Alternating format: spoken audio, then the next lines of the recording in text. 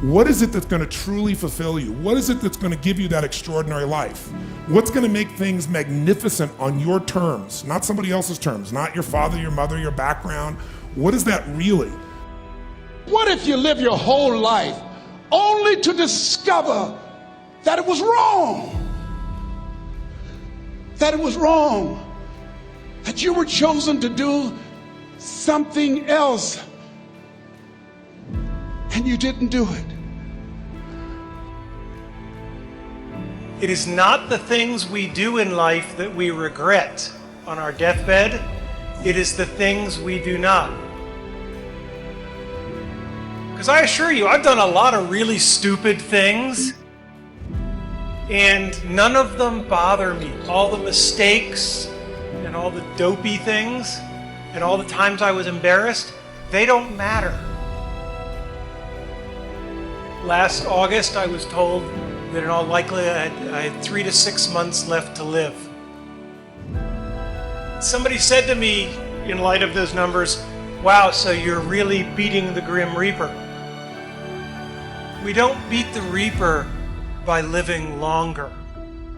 We beat the Reaper by living well and living fully.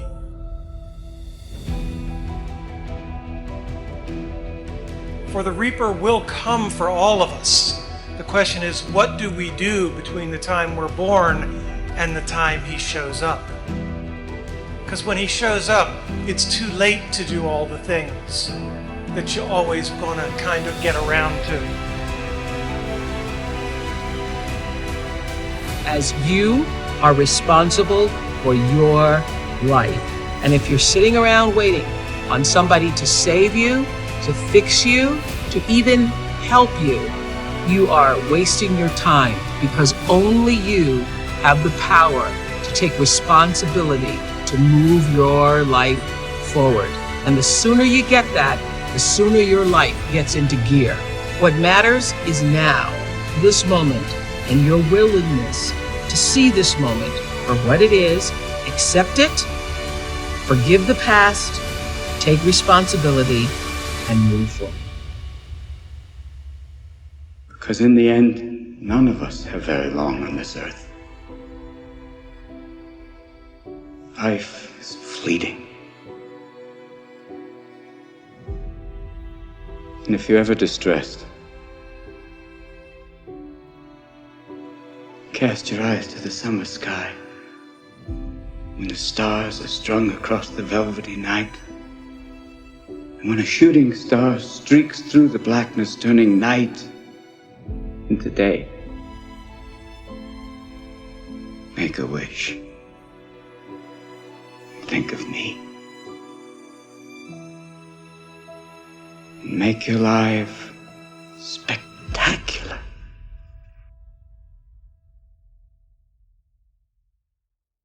Here's the problem. When you go through life, as you go through life, what happens is, your brain starts to fill up with information, and that's what creates a state of feeling overwhelmed. You have to be able, like when you start out at jiu-jitsu, you're a white belt. Like I remember being a white belt and being like, oh my God, I am fucking never going to get good at this. I'm going to suck forever. But to look at people who are better than you and know they had to have sucked at one point in time. Okay, there's somewhere along the end of this tunnel, there's got to be a light. I just got to keep going. Discipline. The thing about self-discipline is that it is necessary for everything you do in your life. But see, what is the choice? That you walk a path like everyone else, dressed in suits, go to work, and come back and never have a legacy? Or you swim upstream like a trout, against norm, and then whatever little you achieve is only yours. I just need you to start. And here's the other cool thing. We know based on research that if we can get you to start, 80% of you are going to keep going. And the truth isn't in the 20%. The truth is in this other part of your brain saying, look, man, you're wasting a bunch of percentage here. They want to avoid discomfort. They feel like any type of exercise is just like something to be avoided. That's not for me. Fuck that. I don't want to sweat. I don't want to strain. And a lot of times this association that they have is about the beginnings of getting in shape. It's not about once you're actually fit. Because once you're actually fit, exercise is something you look forward to. It's an alleviation of stress. It feels great. And I think that helps with mindset. We gotta risk everything. Great artists, Dylan, Picasso, Newton, they risk failure. And if we want to be great, we gotta risk it too. I'm willing to sacrifice my sleep, I'm willing to sacrifice food, I'm willing to sacrifice quality of life, if that's what you want to call it, and to be able to achieve, to be an achiever. My lack of interest in complaining is so high, and when I watch what people complain about, it breaks my heart because they completely lack perspective. When I was 297 pounds and I was fat as hell trying to be a Navy SEAL, the scariest thing in the world to me, even to this day, was that could have been the rest of my life. So you have to trust that the dots will somehow connect in your future. You have to trust in something, your gut, destiny, life, karma, whatever. Because believing that the dots will connect down the road will give you the confidence to follow your heart, even when it leads you off the well-worn path. And that will make all the difference.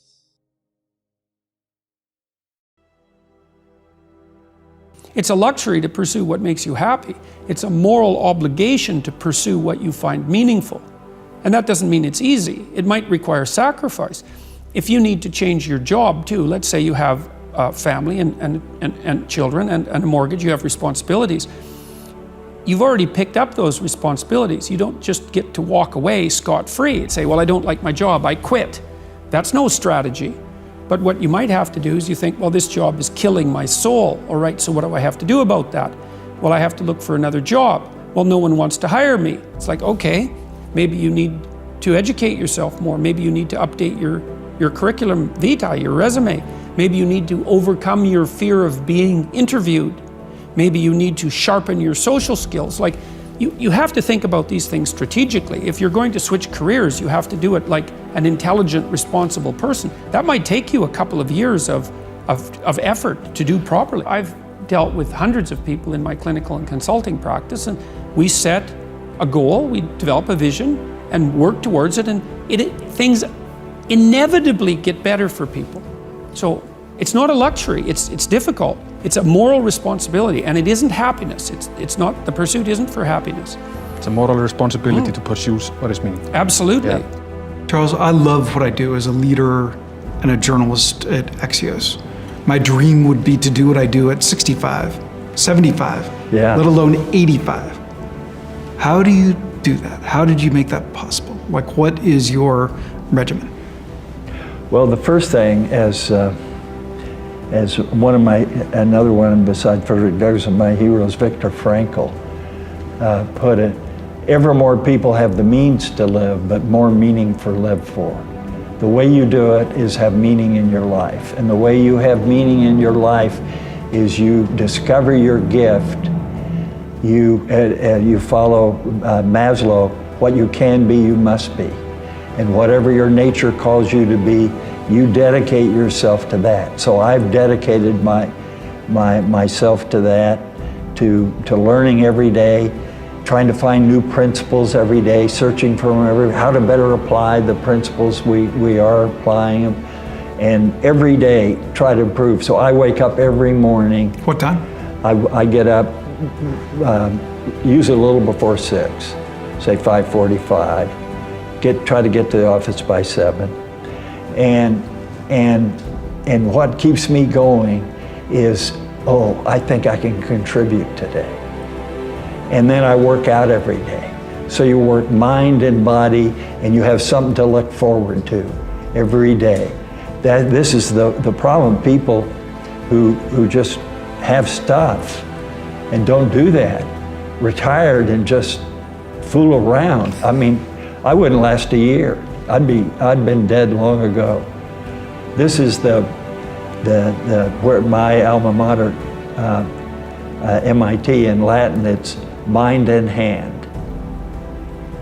And so body and mind. And you work those every day, which is what I do. I know how you work your mind. How do you work your body? Well, I work out every afternoon or evening, and for about an hour and a half. You've got a gym here? Yeah, I got a gym in the basement. Yeah, I do cardio, I do mat, core work, and I do weights.